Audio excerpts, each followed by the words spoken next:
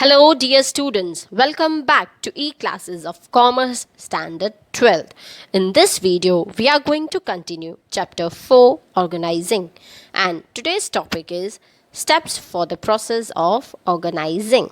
So, there are some particular steps to be followed for the process of organizing. According to Peter F. Drucker, the lack of proper formation of organizing cannot sustain for long time.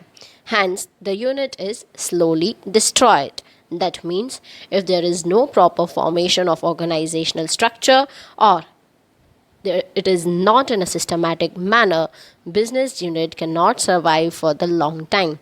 It will be slowly and gradually destroyed. So it should be in a proper manner, and step by step the process should be followed for the smooth functioning of all other activities in business unit. So now let's understand the steps of organizing one by one.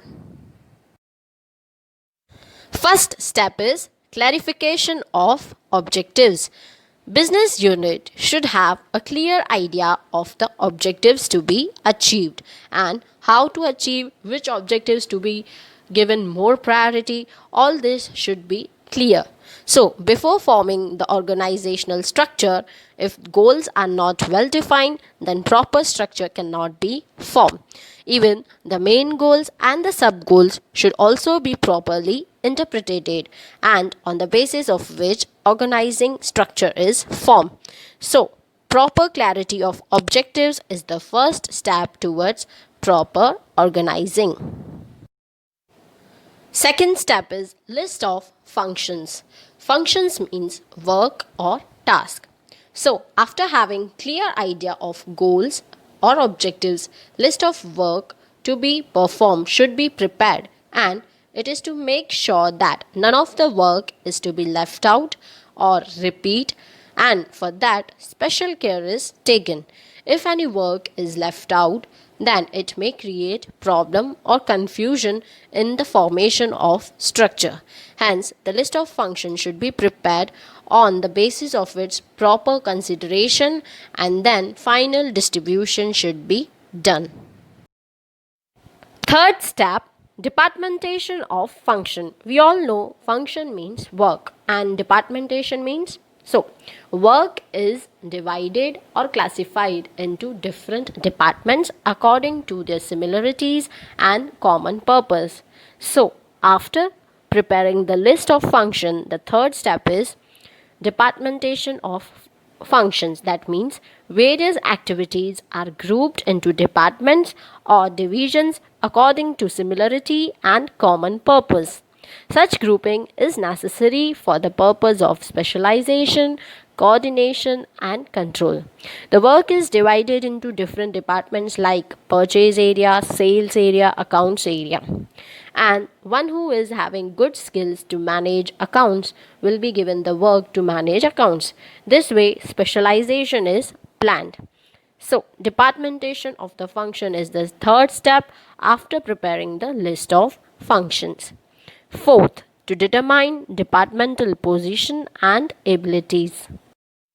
After classifying the work into different departments, business unit have to assign the task to the employees as per their abilities. So, group of activities or departments are then allotted to different positions. Every position is occupied by an individual best suited for it. The assignments of the activities creates responsibilities and ensures certainty of work performance. So, business unit assigns the activities or the work to the employees, and that creates responsibility and also ensures the certainty of work performance.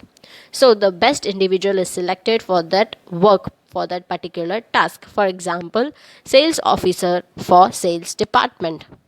Fifth step, the delegation of power and responsibilities. So, after knowing the abilities of the employees, divisional heads, subdivisional heads, and skill based heads are finalized, and all the heads are given powers and responsibilities so that they can perform their task well. Every individual is given the authority required to carry out the responsibility assigned to him. A chain of command is created through successive delegation of authority.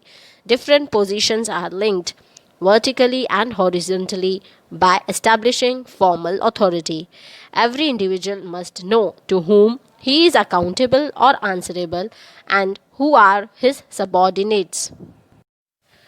It is also necessary that responsibilities and powers should be given in proper proportion. Otherwise, powers can be misused. Sixth step, establishment of interrelationship. So, once the work is divided and the delegation of power and responsibility is done, the interrelationship amongst the heads should be made clear. Their formal relationship should be clear, like who is accountable to whom or who is answerable to whom. All such things should be clear. And with the help of departmentalization, the power and responsibilities are decentralized. But the same can be centralized with the help of formation of their interrelationships. That means if they have proper understanding, if all the heads have proper understanding of their formal relationship, the powers and responsibilities can be decentralized. Decentralized means power is distributed among all the heads. But if they don't have the proper understanding, the powers can be centralized. Centralized means power is only in one hand. He only can instruct and order. So if there is no proper understanding, the powers can be centralized. So there should be proper understanding or establishment of interrelationship. Seventh point, to prepare organizational chart. Business unit prepares such chart that will guide employees regarding their positions, duties, work, responsibilities, powers, and they are answerable to whom. All such things are made clear in such chart. It is a proper map that guides the employees, and such a chart is displayed on the notice board so that there is no confusion to all the employees. So here we have done the topic. Go through it, revise it thoroughly.